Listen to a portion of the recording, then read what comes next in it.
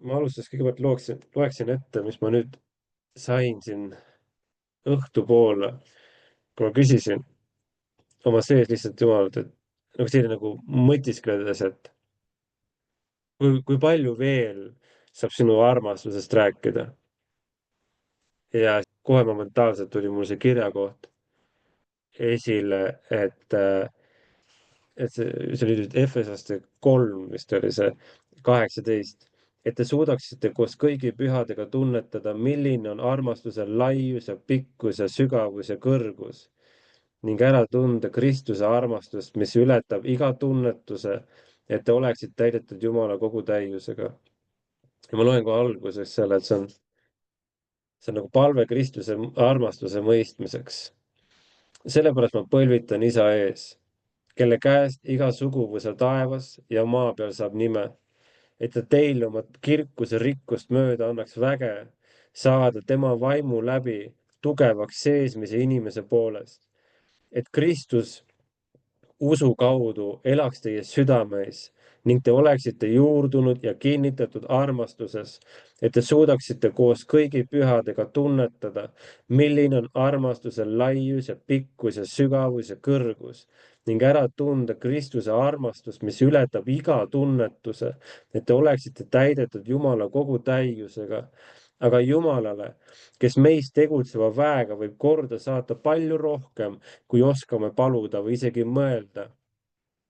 Temale olgu kirkus koguduses ja Kristuse Jeesuse igavesest ajast igavesti kõigi sugupõlvedeni. Aamen. Ja see kirjakoht, kui see plahvatas järsku nagu mu ees, kui ma küsisin talt, kui palju veel nagu saab sinu armust rääkida, ma sain aru, et tegelikult see on piiritu. See, mida tema võib avada omaenda armastuse kohta, sest temal ei ole piire. Ta on kõik, temas on kõik. Ja kui tema ütleb, et ta on armastus, siis järelikult tema armastusel ei ole piire. Selle sügavusel, laiusel, kõrgusel, sellel ei ole otsa. Järelikult niikaua, kui me otsime teda, nii kaua ka ta avab omaenda armastust ja toob ainult uusi aspekte välja, mida tegelikult ta oma sõnas armastuse koha pealt räägib.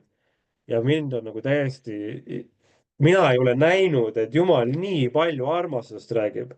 mul on selline tunne, et absoluutselt iga kirjakoht, mida ma loen, on seotud armastusega.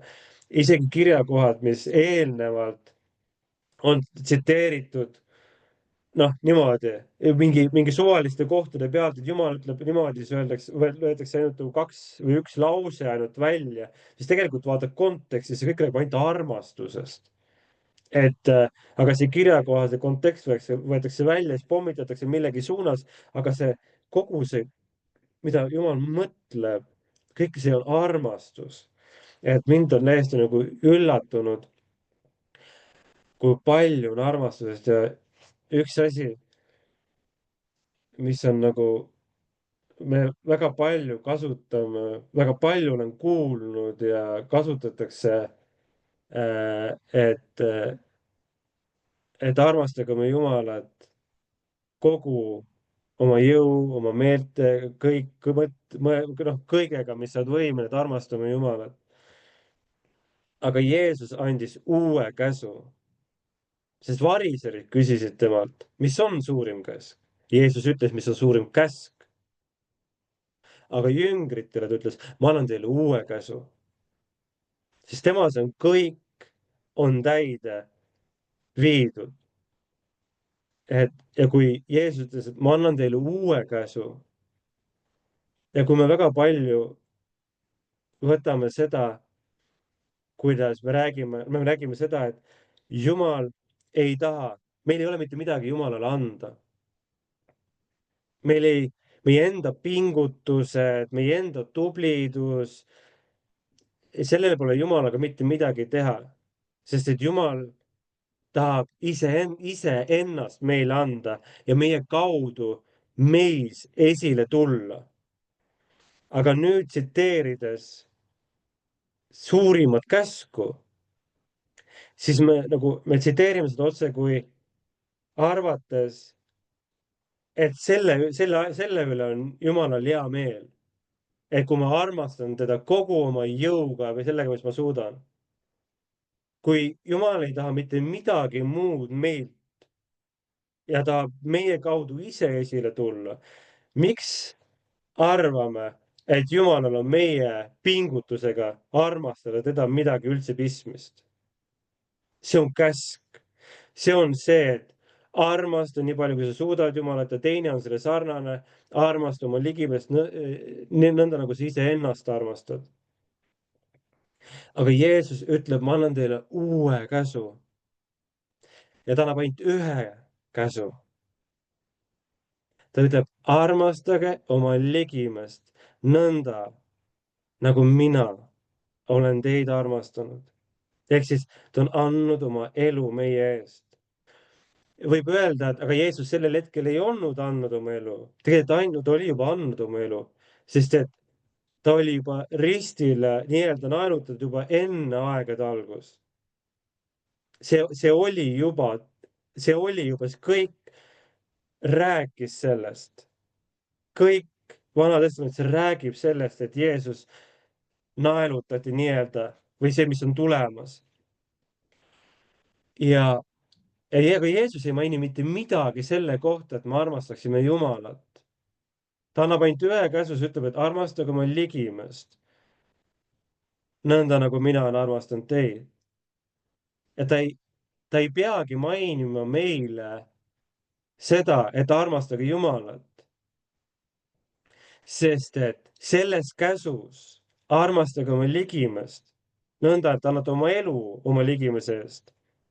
Selles võetakse ka, selles sisse on Jeesus pannud juba selle, et kui sa oled võimeline armastama oma ligimest nõnda, nagu mina olen armastanud teid, siis selle sees on juba see, et te armastate Jumalat. Sest et see ei ole võimalik, et te armastaksite oma ligimest nii, et oleksite, annaksite oma elu nõnda, nagu mina andsin selle, ilma et te armastaksite Jumalat.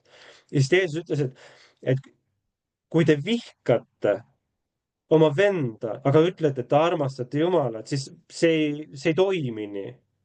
Järelikult, kui sa vihkad oma venda, aga ütled, et sa armastad Jumalat, siis sinus ei ole Jumala armastust ja armastust Jumala vastu. Samamoodi, kui sa ütled, et ma armastan, sa ütled neile, sa ei saa öelda seda või teha midagi ilma nagu oma ligimesele ja öelda, et ma ei armasta Jumalat, see on juba selles teos, see ongi juba tema.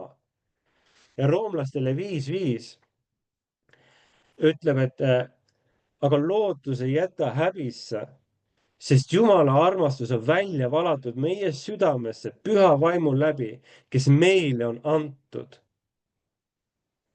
Järelikult see on püha vaimu läbi on meisse valatud Jumala armastus. Ja nüüd selle armastusega me armastame oma ligimest ja selle armastuse, kuidas me oma ligimest armastame, selle armastusega me näitame Jumal, vaata, kuidas ma armastan sind, et ma annan oma elu oma ligimese eest. Selles on juba see võetud, see, et armastage oma armastage Jumalat kogu oma mõistusega, see ei toimi enam. See oli käsk, mida ta ütles variseridele ja kõik, aga meile ta andis täiesti uue käsu. Ja see on Jumala armastus. Armastage oma ligimest Jumala armastusega. Selle armastusega. Mitte omaenda pingutusega, vaid võtke vastu tema armastus. Tema armastuse, see vägi, see jõud.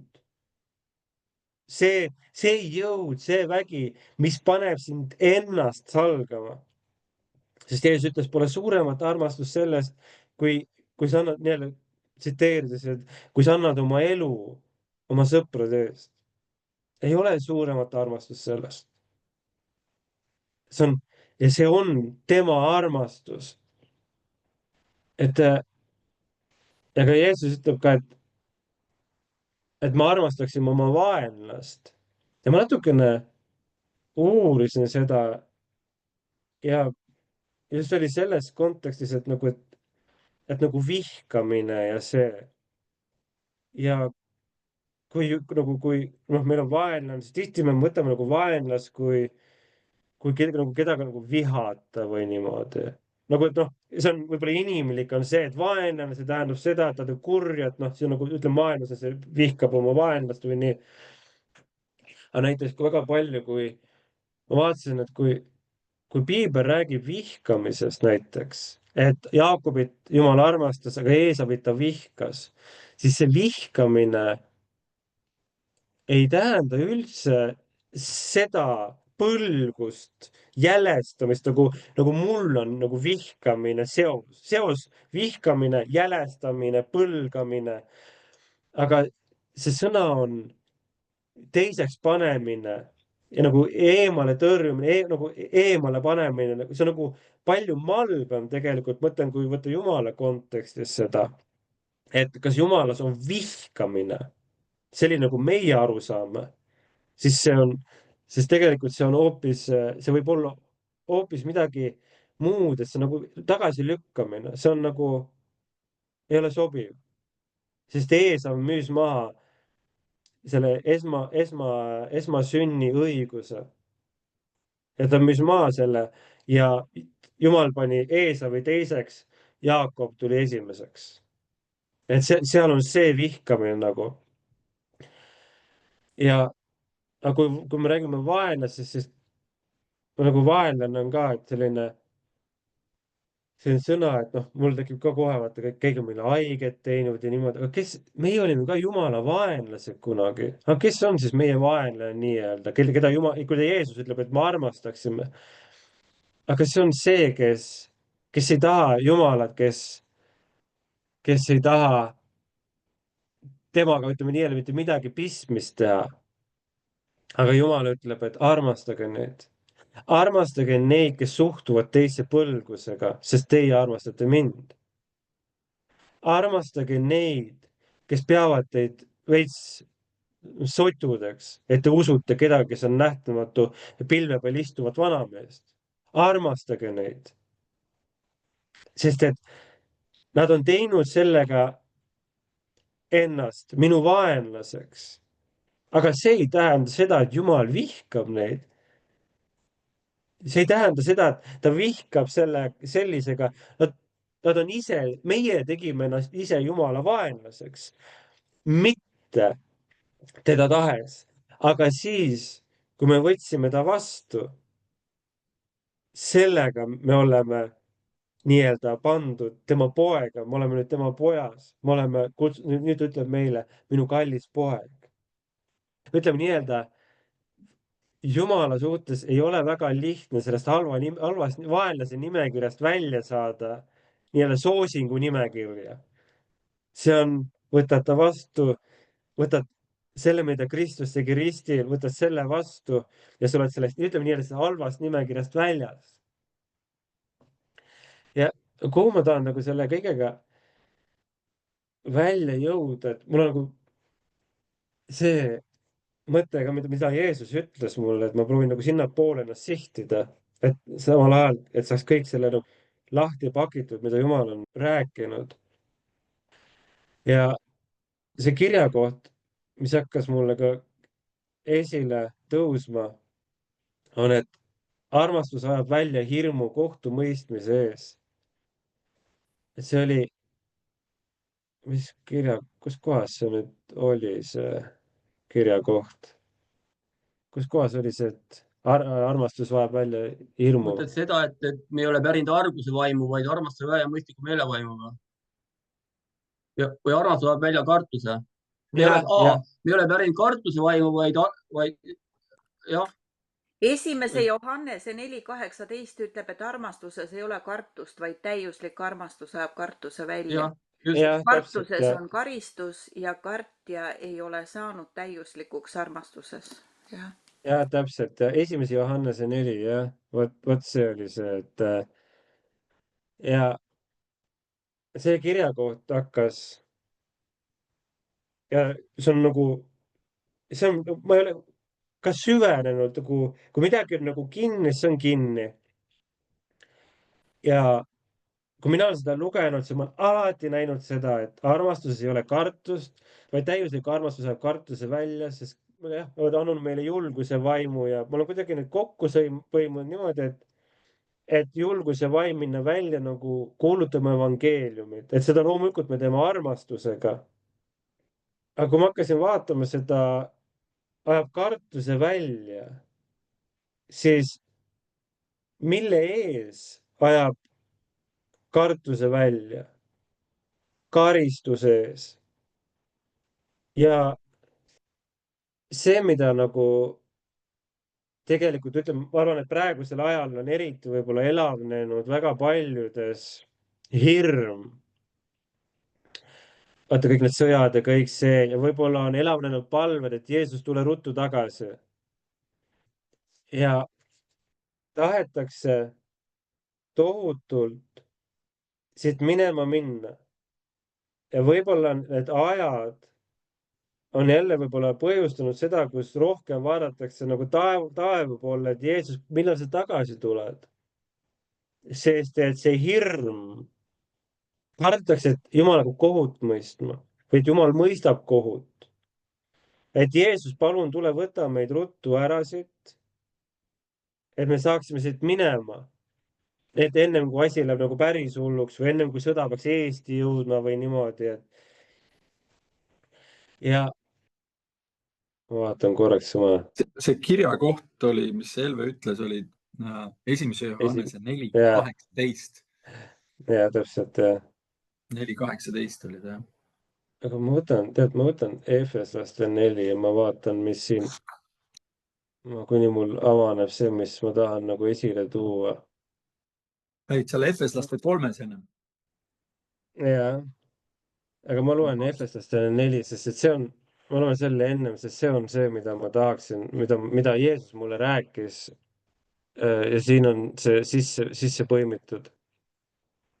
Mina, kes olen vang Kristuse pärast, kutsun teid üles elama selle kutsumise vääriliselt, millega te olete kutsutud, kogu alandlikkuse ja tasadusega, pika meelega, üksteist sallides armastuses ning olles usinad rahusideme kaudu pidama vaimu antud ühtsust.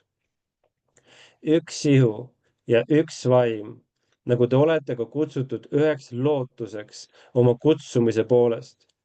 Üks issand, üks usk, üks ristimine, üks Jumal ja kõikide isa, kes on kõikide üle ja kõikide läbi ja kõikide sees. Ent igaühele meist on antud armu Kristuse kingi kohaselt. Seepärast ütleb kiri, tema on läinud kõrgesse, viies vangi viidud vangidena kaasa ning on andnud inimestele ande. Aga see, et on läinud üles, mis on see muud, kui et on esmalt tulnud alla maa sügavamatesse paikadesse. Niisiis see, kes on tulnud alla, on sama, kes on ka läinud üles üle kõigi taevaste, et ta täidaks kõiksuse. Tema on see, kes on pannud mõned apostleks ja mõned prohveteks ja mõned evangelistideks, mõned karjaseks ja õpetajaks, et pühi inimesi valmistada abistamistööle Kristuse ihu ülesehitamiseks, kuni meie kõik jõuame usu ja Jumala poja tundmise ühtsusesse, saades täismeheks Kristuse täis ja mõõtu mööda, et me ei oleks enam väetid lapsed, keda pillutab ja kõigutab iga õpetuse tuul, et inimliku pettemänguga eksitusse kavaldada, vaid et me tõtt rääkides armastuses kasvaksime kõigiti selle sisse, kes on pea, Kristus. Temas on kogu ihu liidetud kokku ja hoitakse koos kõigi üksteist toetavate liikmete abil, nii nagu on iga üksikliikme ülesanne. Sel viisil saab ihu kasvujõu iseenese ülesehitamiseks armastuses. Jeesus on mulle kõnelenud selle aja kohta. Ja Jeesus ütles mulle väga konkreetselt, et see ei ole lõpp. Kõik see, mis toimub, ja ta ütles, et tema ei ole seda põhjustanud. Ei sõjad, ei tagakius, ei mitte midagi. Ütleme, kui ma ei tea, palju kristlaseid on nagu väga tugevalt on taga kiusatud, ma ei tea, kas see 360 miljonit kristlast vist on nagu tugevalt ka taga kiusatud. Tema ei ole seda põhjustanud, tema ei ole seda toonud, vaid selle taga on hirm, ahnus, võim, need meelevallad on selle taga, mis toob selle kõik. Ta ütles, et pimedus kardab valgust, sest valgus ajab välja pimeduse. Nüüd pimedus, ta rääkis selle tagakiusu kohta just eriti, mis on nagu nendele, kes järgivad Kristust. Pimedus teeb kõik võimalikku, et valgust välja ajada, siis pimedus teab, et see on muidu pimeduse lõpp. Aga sel ajal, kui pimedus proovib välja ajada valgust, siis pimeduse selja tagant, kuna valgus on kõikjal viibiv, aga pimedus, need meelevallad, see on üks koht, üks ala. Ja nüüd, kui see pimedus proovib välja tõrjuda valgust, siis pimeduse selja tagant valgus tekib uuesti. Valgust on võimatu välja ajada. Võimatu. Aga pimedus üritab, sest et pimedus teab, et valgus on pimeduse lõpp. Ja kõik see, mis sünnib, see tagakius, mis on, me teame väga palju Pakistanis, see, mis toimub Nigeerias ja kõik Aasia, Hiinad ja kõik need rääkimata veel lisaks. See, mis ta ütles, et see on kõige selle keskel, kui meie kuuleme rahvastest ja hõimudest, kelle oma olemasolust me varem ei teadnudki, nii-öelda meie siin oma kodudes.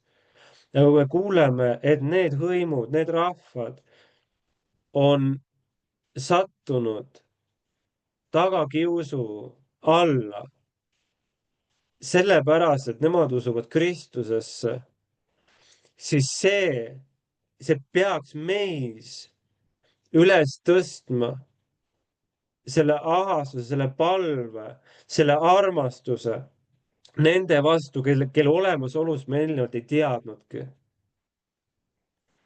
Ja Jeesus ütles, et kõik see, mis toimub, see ei ole lõpp, sest et lõppu ei saa ennem olla. Kristuse tagasitulekut, väga palju räägitakse Kristuse tagasitulekust juba 150 aastat. Ja kohe-kohe tuleb tagasi, kohe-kohe Jeesus päästab meid siit ära. Ta ei tule mitte kuhugi. Sest et isa ei tee allahindlusi sellele, mis hinna Jeesus maksis. Võib-olla mõni mõtleb, et ja mina olen ka varem mõelnud seda mõtet, kuni Jumal hakkas mulle ilmutama. Aga Paulus löödi risti. Mis seal mida see Jeesus siis nii palju erinevat selles mõttes tegi? Jeesus võttis enda peale kogu Jumala raevu, viha, kõik see, mis hävitas Soodoma Gomorra. See viha, mis hävitas Noa ajal kõik inimesed peale Noa ja tema pere. Kõik see Jumala viha, mis tahtis hävitada Niinevet. Kõik see viha, see raev, kõik see, Jeesus võttis kõik selle enda peale. Ta võttis kõik selle kohtumõistmise enda peale. Ta kandis kõik selle ära.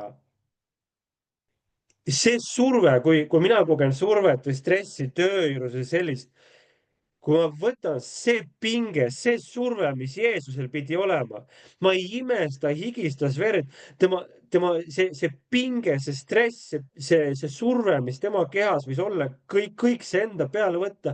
Ma ei imesta, kui verelibled lõhkesid kui rakud lõhkesid tema kehas, selle pinge all, selles mõttes selle, ütleme nii, stressi või selle all, mis ta kõik enda peale võttis, see ei olnud lihtsalt, et ta löödi risti. See on kõik see, mis ta ära kandis. Nüüd, kui Kristuse ihu siin maa peal ootab, et Jeesus tuleks ja päästaks kohe ära, siis isa ei tee allahindlust sellele hinnale, mida Jeesus maksis. Seal ei ole, aga no vaata, kuidas me kannatame, aga küll ta kuuleb meie palveid ja tuleb. Ta ei tule mitte kuhugi eelnevalt, kui see ihu on täiuslikus armastuses üks. Sest Jeesus ütles, et tal ei ole mitte kuhugi oma pead asetada. Meie oleme tema ihu ja kui Kristus on täiuslik armastus, mitte ükski täiuslik armastus ei tule ennast üksteist vihkava või uhke ükskõikse kõrgi ihu külge. Isegi siis, kui Jeesus tahaks seda teha, ütleme nii-öelda, siis isa ei luba, sest et ta ei ole nõus, tema nägi, mida tema poeg pidi tegema, kui palju tema poeg pidi kannatama ja mitte ükski isa ei müü, ei anna kergekäeliselt seda hinda lihtsalt ära. Ta ei anna, see ihu peab täiuslikus armastuses tulema üheks, kus käsi ei peksa kätt ega jalg ei peksa jalga, vaid see on täiuslikkuses armastuses üheks saanud. Ja seal ei ole agasi, seal ei ole või aga ja see ei tähenda, kui iga inimene on küps selles mõttes, lapsi sünnib kogu aeg.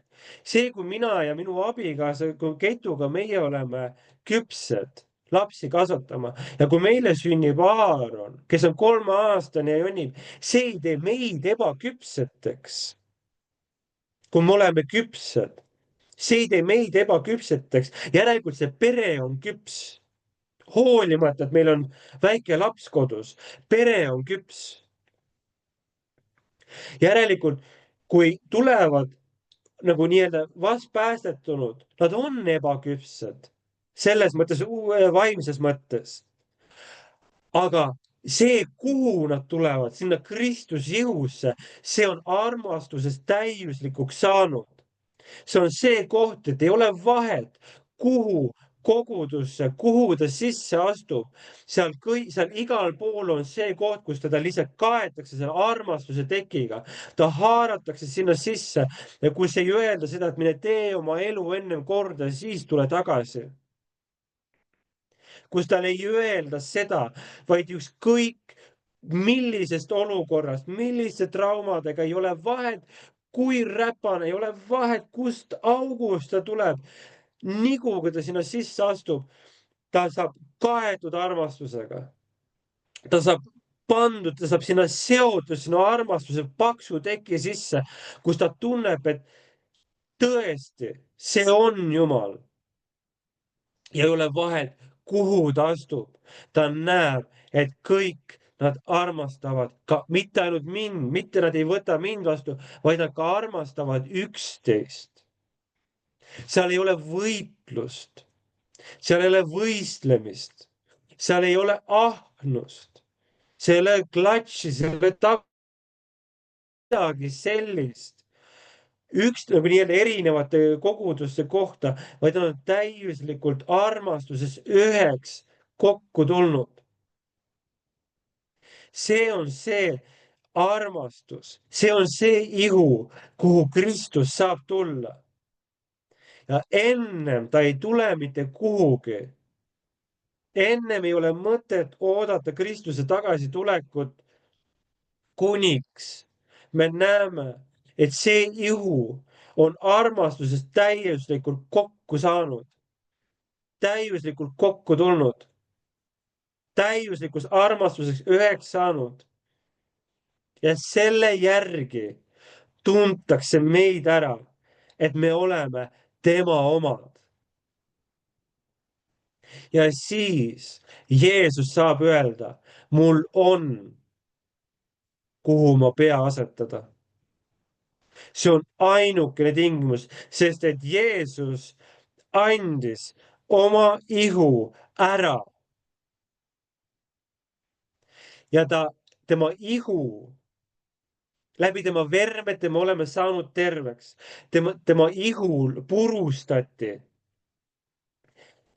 meie tervenemise pärast, see on tea tervenemise pärast, see on Merikese tervenemise pärast, see on minu tervenemise pärast, see on kõikide minu laste tervenemise pärast, see on meie pärast, aga tema ihu, läbi tema vermete oleme meie terveks saanud, tema ihu on terveks saanud. Nõnda nagu mina olen saanud õiguse läbi Jeesuse Kristuse vermete saanud õiguse saada terveks. Kristuse ihu, Kristuse vermete läbi on ka tema ihu siin maa peal saanud õiguse saada terveks. Kõigest, mis seda ihu vaevab, kõigest, mida korporatiivse Kristuse ihu vaevab läbi tema vermetest, ta ei maksnud hinda ainult minu pärast või kellegi pärast individuaalselt, vaid ta maksis hinna kogu Kristuse ihu tervenemise pärast, et meil oleks õigus kokku tulla armastuses. See ihu saab terveks läbi Kristuse vermete. See on Kristuse vermed on ostnud vabaks kogu ihu. Ja see ihu liigub tervenemise poole. Seal ei ole takistust, sest võimatu on välja ajada valgust. See liigub sinnapoole. See liigub sinnapoole. Ja kui meis on Jumala armastus, meil ei ole vaja karta kohtumõistmist. Meil ei ole vaja karta seda, sest et armastus ajab välja hirmu kohtumõistmise eest, kohtu eest. Meil ei ole mitte midagi karta. Ja samamoodi see armastus, mis on tulnud meie osaks, ka selle armastusega on antud, meil on vabadus, meil on see armastus minna isa ette omaenda ka nende individuaalsete asjade pärast. Meil on õigus minna süüdistaja juuresolekul, kes on saatan. Meil on õigus minna isa ette ja me teame, et meie vahemeheks, meie advokaadiks on Kristus isiklikult ja me teame, mis hinna ta maksis. Me teame, et isa armastab meid, me teame, mille osaks me oleme saanud ja me läheme isa ette süüdistaja juuresolekul ja saatana juuresolekul. Tema süüdistades meid, me ütleme, me teame, et me oleme vabaks ostetud. Me oleme vabaks ostetud. Samamoodi kogu Kristuse ihu on vabaks ostetud. Ja Kristuse ihul ei ole mitte midagi karta. Meil ei ole karta kohtumõistmist. Meil ei ole vaja karta. Jumal ei mõista kohut enam riikide ja rahvaste üle, sest et Jeesus võttis selle raevu enda peale. Jumal võib öelda, Jumalas ei ole seda raevu enam. See sai välja valatud Kristuse peale. Jumal ei mõista kohut Nigeeria, Sudaani, kõikide nende riikide peale. Seal ei ole, tema on armastus. Ta on täiuslik armastus. meil ei ole vaja enam karta kohtumõistmist. Meil ei ole vaja paluda, et Jeesus, palun tule ruttu tagasi. Ta ei tule ennem tagasi, kui see ihu on tulnud kokku täiuslikuses armastuses. Ja selles mõttes ma võin täpselt ette lugeda selle väikse lõigukese, kus ta ütleb seda nagu konkreetselt. Valgus on kõikjal ning seda ei saa eemaldada. Mida kaugemale lükkab pimedus valgus, seda rohkem ruumi ta annab valgusel tekkida keset pimedust. Ärge kartke seda, mis toimub maailmas. See ei ole lõpp. Mina olen armastus ja ilma täiusliku armastuseta ihus ei saa pea ja ihu kokku saada. Alles siis, kui ihu on täiuslikuks saanud oma armastuses ligimese vastu, saab pea ennast asetada sellele ihule. See olgu teile märgiks minu tagasitulekust, et ihu on saanud täiuslikuks armastuse poolest oma ligimese vastu. Käsi ei peksa kätt ja jalg ei peksa jalga, vaid mõistes üksteise olemasolu vajadusest eksisteerida selles ihus. Mina olen armastus, minu ihu saagu armastuseks ja kõik see, mis on minus kui armastuse vili, olgu ka teis üksteise vastu. Minul pani, kui ta ütles seda, mulle pani see punkti igasugusele mõtiskusele, aga kuidas on Jeesu tagasitulekut, aga kuidas see. See pani täieliku lõpliku punkti. Ja ajaliselt Jumal ei ela ajas. Tema on oma meelevallas paika pannud, millal või kuidas või mismoodi. Isa on pannud oma meelevallas selle paika. Aga see ei sünni allahindlustega. See ei ole Black Friday. See ei ole see, et sa saad erilist soodustust sellest, mida Kristus maksis, et Jeesus tuleb natuke varem tagasi, sest et ta näeb, et siin heaolu ühiskonnas inimesed, neil on natukene raske. Või et töö juures naerdite nende üle, et ta usub Jeesusesse. Isa ei tee seda allahindlust. Ja minu jaoks oli sellega nii, et see küsimus Jeesuse tagasitulekust on saanud vastuse, täieliku vastuse. Aga kuidas nüüd edasi? Et see ei jääks siia kohta seisma, et nüüd on nagu okei, siis tuleb järgmine teema, nagu ütleme nii-öelda matemaatikatunnis, et õpetaja keerab aga järgmise peatüki ja hakkad edasi õppima. Vaid et tõesti nagu selles samas, sest kuna tema on armastus, siis mismoodi see ka nüüd realiseerub ja kõik see, et see armastus näha seda, kuidas see hakkab aina nagu see juba kasvab, aga aina enam ja enam, et seda oleks näha.